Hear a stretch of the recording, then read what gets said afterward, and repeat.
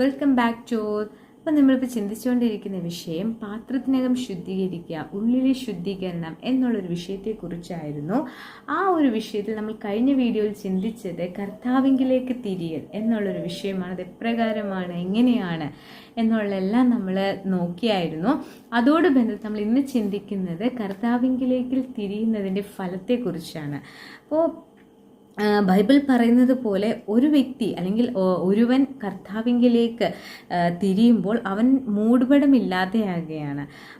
പിന്നീട് എന്താണ്, അയാളൊരു പൂർത്തീകരിച്ചൊരു പുതിയ നിയമം അതിലേക്ക് നോക്കുമ്പോൾ അവൻ തേജസ്സിൽ, അതായത് തേജസ്, കർത്താവിൻ്റെ തേജസ്സാണ് അവിടെ കാണാൻ കഴിയുന്നത്.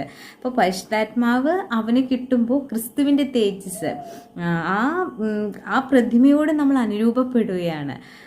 അപ്പോൾ പൗലോസ് നമ്മളോട് പറയുന്നത് 2 കൊരിന്ത്യർ 3:18 ആ ഒരു വാക്യത്തിൽ, 3-ാം അധ്യായത്തിൽ 18-ാം വാക്യം നമ്മൾ നോക്കുമ്പോൾ നാം എല്ലാവരും ആത്മാവാവുന്ന കർത്താവിൻ്റെ ദാനമായ തേജസ്സിന്മേൽ തേജസ് പ്രാപിച്ച് അതേ പ്രതിമയായി രൂപാന്തരപ്പെടുന്നു.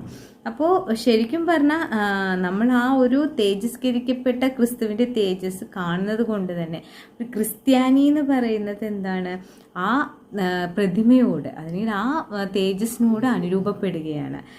ഇപ്പോൾ സമാഗമന കൂടാരത്തിൽ അപ്പോൾ നമ്മൾ നോക്കുമ്പോൾ അവിടെ ദൈവം മോശയോട് സംസാരിക്കാൻ ഇറങ്ങി വന്നപ്പോൾ എന്താണ്, മോശയുടെ മുഖത്തൊരു ആ ഒരു മാറ്റം, ശരിക്കും പറഞ്ഞാൽ അവനത് ഒരു പൂർണ്ണമായിട്ട് ആ രൂപം കാണാൻ അവൻ്റെ കണ്ണുകൾക്ക് കഴിയില്ലായിരുന്നു.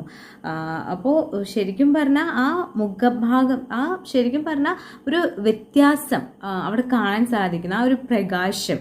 അപ്പോൾ ശരിക്കും പറഞ്ഞാൽ നമുക്ക് നമ്മളിപ്പോൾ നമ്മുടെ ഈ രൂപത്തെ അല്ല അത് മാറ്റുന്നത്.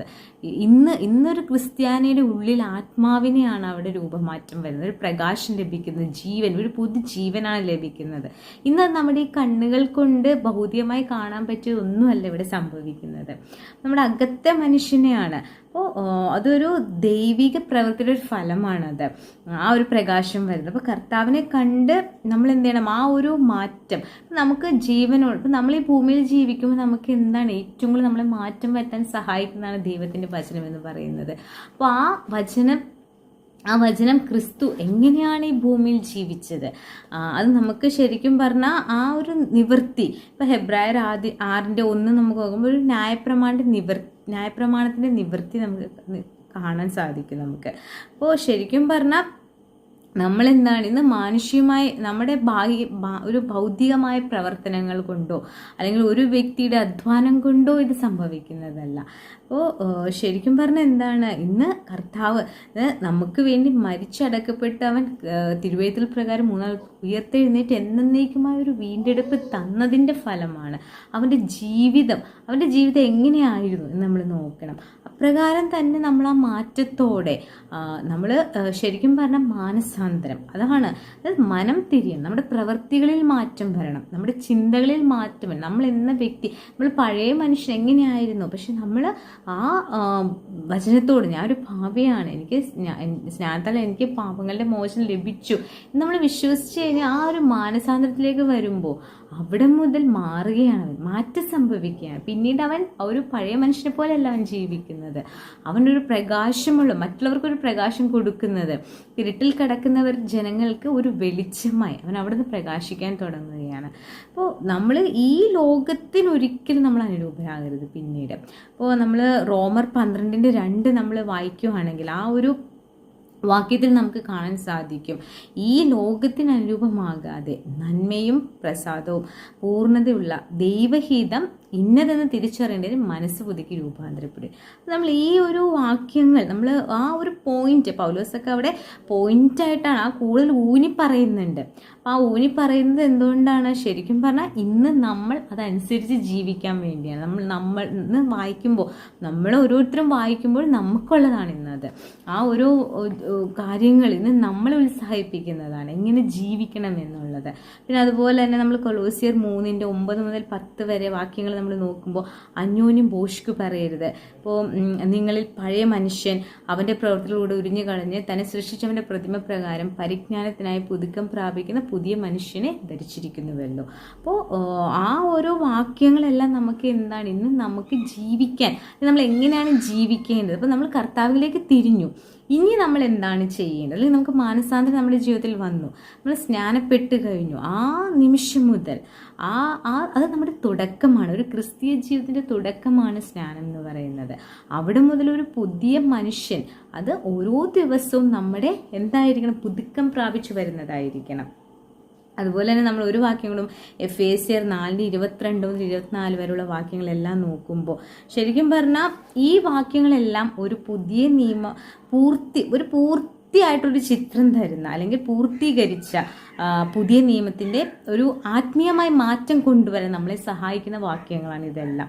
നമ്മുടെ ജീവിതത്തിൽ നമ്മൾ ഇതെല്ലാം വായിക്കുക, അനുദിനം നമ്മുടെ ജീവിതത്തിൽ മനഃപ്പാഠമായി പഠിച്ച് നമ്മൾ എന്നും ഓർത്ത് വെക്കേണ്ടതും നമ്മൾ ധ്യാനിക്കേണ്ടതും നമ്മൾ ജീവിക്കേണ്ട വാക്യങ്ങളാണ്. നമ്മൾ എങ്ങനെയാണ് ഈ ഭൂമിയിൽ ജീവിക്കേണ്ടതെന്ന് പറഞ്ഞു തരുന്ന ഒരു വാക്യങ്ങളാണ് ഇതെല്ലാം.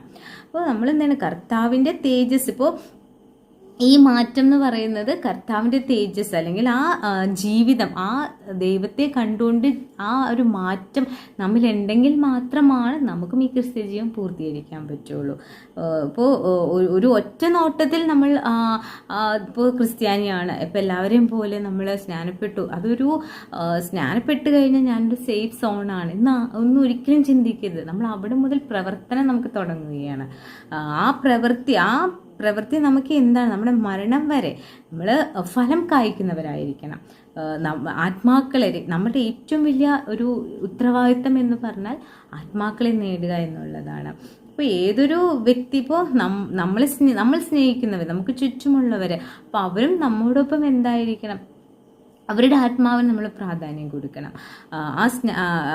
അവരും ആ ഉറപ്പ് ഭൂമിയിലായിരിക്കുമ്പോൾ തന്നെ അവരുടെ നിത്യജീവിതം എവിടെയാണെന്ന് ഉറപ്പിക്കാൻ തക്കവണ്ണം നമ്മളായിരിക്കണം നമ്മുടെ സുഹൃത്തുക്കളെ സഹായിക്കേണ്ടവർ. അത് നമ്മുടെ ഉത്തരവാദിത്തമാണ്. അപ്പോൾ ശരിക്കും പറഞ്ഞാൽ ഒരു സ്നാനത്താൽ ആ ഒരു തുടക്കം, അല്ലെങ്കിൽ ആ ഒരു വ്യക്തിയുടെ ജീവിതം തുടങ്ങുന്നത് സ്നാനത്തിലാണ്. അവിടെയാണ് അവൻ്റെ പാപങ്ങളുടെ മോചനം അവൻ ലഭിക്കുന്നത്. അവൻ യഥാർത്ഥമായി മാനസാന്തരപ്പെട്ട് കഴിഞ്ഞാൽ അവനെ ദൈവം കാണുന്നുണ്ട്.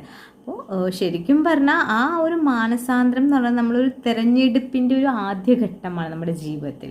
നമ്മുടെ ചിന്തയിൽ മാറ്റം വരുന്നു, നമ്മുടെ പ്രവർത്തനങ്ങളിൽ മാറ്റം വരുന്നു. നമ്മൾ പഴയത് എങ്ങനെയായിരുന്നു അത് അവിടെ കുഴിച്ചടക്കപ്പെട്ടു. ആ മനുഷ്യൻ അവിടെ മരിച്ചു സ്നാനത്താൽ. പിന്നീട് എന്താണ്, അവൻ ബൈബിളിൽ പറയുന്നത് പോലെ ആ ജീവിതം ആരംഭിക്കുമ്പോൾ അവൻ്റെ പെരുമാറ്റത്തിലും അവൻ്റെ രൂപം മാറുന്നില്ല, പക്ഷെ അവൻ്റെ പ്രവൃത്തികൾ മാറുന്നു, അവൻ്റെ സംസാര രീതികൾ മാറുന്നു. അപ്പോൾ ആ ഒരു കാര്യങ്ങളാണ് നമുക്ക് കൂടുതലായിട്ട് ദൈവത്തിൻ്റെ വചനത്തിലൂടെ നമുക്ക് കാണാൻ സാധിക്കുന്നത്. അപ്പോൾ അതുപോലെ തന്നെ നമ്മൾ അപ്പോസ്തല പ്രവൃത്തി 26-19 മുതൽ 20 വരെയുള്ള വാക്യങ്ങൾ നമ്മൾ വായിക്കുമ്പോൾ എന്താണ്, അവിടെ ആ ഒരു ദൈവത്തിലേക്ക് തിരിഞ്ഞ ഒരു മാനസാന്തരത്തിന് യോഗ്യമായ പ്രവൃത്തികൾ അവിടെ നമുക്കത് കാണാൻ സാധിക്കും. ഇപ്പോൾ നമ്മൾ അപ്പോസ്തല പ്രവൃത്തികൾ നമ്മൾ 2-ാം അധ്യായം മുതൽ തുടർമാനം ഇങ്ങനെ വായിക്കുമ്പോൾ ശരിക്കും മാനസാന്തരത്തെക്കുറിച്ച്, അല്ലെങ്കിൽ സ്നാനത്തെക്കുറിച്ച് ശരിക്കും പഠിപ്പിക്കുന്ന ആ ഒരു ഉദാഹരണങ്ങളുണ്ട്. ഒരു വ്യക്തികളുടെ മാനസാന്തരം ഉണ്ടാവുക, അവരുടെ പ്രവൃത്തികൾ നമുക്ക് കാണാൻ സാധിക്കും. ഓരോ ഇപ്പോൾ ശരിക്കും പറഞ്ഞാൽ അപ്പോസ്തല പ്രവൃത്തി 2-ന്റെ ആദ്യമ ക്രൈസ്തവ ക്രിസ്ത്യാനികളുടെ ഒരു സ്നാനം. അപ്പോൾ അവിടെ മുതൽ ശരിക്കും പറഞ്ഞാൽ എന്താണ്, പ്രവൃത്തി തുടങ്ങുകയാണ്. അപ്പോസ്തല പ്രവൃത്തി 2:38, അത് ആ ഒരു വാക്യം എന്ന് പറയുന്നത് എന്താണ്, കർത്താവിലേക്ക് തിരിയുമ്പോൾ എന്താണ് അവിടെ ചെയ്യേണ്ടത് എന്നുള്ള കാര്യം പറഞ്ഞു തരിക. ഒരു തുടക്കമാണ്, ഒരു ക്രിസ്തീയ ജീവിതത്തിൻ്റെ തുടക്കമാണ് അപ്പോസ്തല പ്രവൃത്തി 2-ാം അധ്യായത്തിൽ നമുക്ക് കാണാൻ സാധിക്കുന്നത്. അപ്പോൾ ശരിക്കും പറഞ്ഞാൽ നമ്മൾ ഇതെല്ലാം നോക്കുമ്പോൾ ഒരു വ്യക്തി മാനസാന്തരപ്പെട്ട് കർത്താവിലേക്ക് തിരിയുമ്പോഴാണ് അവനിലും യോഗ്യമായ ഫലങ്ങൾ കായ്ക്കാൻ തുടങ്ങുന്നത്, അല്ലെങ്കിൽ ആ ഒരു പ്രവൃത്തികൾ തുടങ്ങും. അപ്പോൾ സൽഗുണം, അപ്പോൾ ശരിക്കും പറഞ്ഞാൽ നമ്മൾ പിന്നീട് അങ്ങോട്ട് വെളിച്ചത്തിൻ്റെ ഫലം കായ്ക്കുന്നവരായിരിക്കണം. സൽഗുണങ്ങളോട് നമ്മൾ സത്യത്തിൽ നടക്കുന്നവരായിരിക്കണം. എഫേസ്യർ 5:10 ശരിക്കും പറഞ്ഞാൽ മാനസാന്തര യോഗ്യമായ പ്രവൃത്തികൾ എന്താണ് എന്ന് നമ്മൾ വചനത്തിലൂടെ തന്നെ ചിന്തിച്ച് ആ ഒരു ക്രിസ്ത്യാനി, ഇപ്പോൾ ശരിക്കും പറഞ്ഞാൽ നമ്മൾ നേരത്തെ പറഞ്ഞതുപോലെ ആത്മാക്കളെ നേടുക അതാണ് ഏറ്റവും വലിയ ഉത്തരവാദിത്തം തന്നെ. ഇപ്പോൾ നമുക്ക് നോക്കുമ്പോൾ പൗലോസ് അവരൊക്കെ ജീവിതത്തിൽ അവരെന്താണ് ചെയ്തത്? ഇപ്പോൾ കർത്താവ് നമുക്ക് കാണിച്ചു തന്നു എങ്ങനെയാണ് ദൈവത്തിൻ്റെ ഹിതം എന്താണെന്ന് കാണിച്ചു തന്നു. അപ്പം നമ്മൾ എന്തായിരിക്കണം അത് ഉറപ്പ്. അപ്പം നാം കർത്താവിലേക്ക് തിരിയുന്ന ഫലമായിട്ട് നമുക്കും ഈ ഉത്തരവാദിത്തം നമ്മളിലും വരികയാണ്. അത് നമ്മൾ നിറവേറ്റണം. ആ ഉത്തരവാദിത്തം നമ്മളാണ് പിന്നീട് നിറവേറ്റേണ്ടത്. അപ്പോൾ ശരിക്കും പറഞ്ഞാൽ നമ്മൾ നമ്മളാക്കി വെച്ചിരിക്കുന്ന സഭയിൽ നമ്മൾക്ക് അവിടെ പ്രവർത്തനമുണ്ട്. നമ്മളവിടെ അടുത്ത ആ ഒരു പണിയിൽ നമ്മൾ എന്തായിരിക്കണം? ഉത്തരവാദിത്തമുള്ളവരാണ്. അപ്പോൾ ശരിക്കും പറഞ്ഞാൽ നമ്മൾ ഇന്നവർ വരും അല്ലെങ്കിൽ അവർ വരും, അങ്ങനെ നമ്മൾ എല്ലാവർക്കും വേണ്ടി പ്രവർത്തിക്കുന്നവരായിരിക്കണം. നമുക്ക് ചുറ്റും നമ്മുടെ കൂട്ടായ്മ, നമ്മുടെ ബന്ധുമിത്രാദികളാവാം, നമ്മുടെ സുഹൃത്തുക്കളാവാം, നമ്മുടെ മുൻപിലുള്ളവരെല്ലാം ആ ഒരു സുവിശേഷം അറിയിക്കുക, അല്ലെങ്കിൽ ആ വചനത്തെ മാനസാന്തര യോഗ്യമായ കാര്യങ്ങൾ അറിയിക്കുക.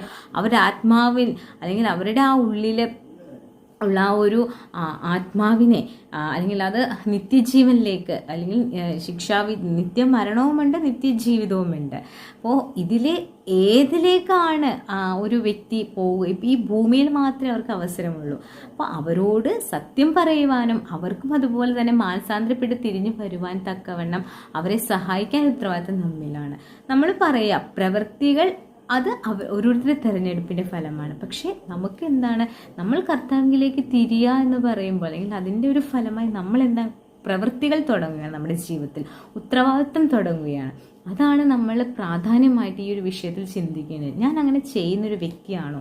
ഞാൻ കർത്താവിന് വേണ്ടി പ്രവർത്തിക്കുന്നുണ്ടോ? ദൈവം എന്നെ ആക്കി വെച്ചിരിക്കുന്ന ഉത്തരവാദിത്തം ഞാൻ നിറവേറ്റുന്നവനാണോ എന്ന് നമ്മൾ ഓരോ ദിവസവും നമ്മിൽ തന്നെ പരിശോധിച്ച്, നമ്മൾ ജോലി ചെയ്യുന്നവരാണ്, നമ്മൾ പുറത്തേക്ക് പോകുന്നവരാണ്, നമ്മുടെ മുൻപിലുള്ള ഓരോ വ്യക്തികളും നമ്മൾ നേടാൻ നമുക്ക് ഉത്തരവാദിത്തം നിറഞ്ഞവരാണ്. ആ ഒരു കാര്യം നമ്മൾ എപ്പോഴും ഓർമ്മയിൽ വെച്ചുകൊണ്ട് ജീവിക്കാൻ നിങ്ങളെല്ലാവരെയും ദൈവം സഹായിക്കട്ടെ. ആ ഒരു വിഷയം നമ്മളെപ്പോഴും നമ്മുടെ ഓർമ്മയിലിരിക്കാൻ, അത് ചിന്തിക്കുന്നവരായിരിക്കാൻ നിങ്ങളെല്ലാവരെയും ദൈവം സഹായിക്കട്ടെ എന്ന് പ്രാർത്ഥിക്കുന്നു. താങ്ക്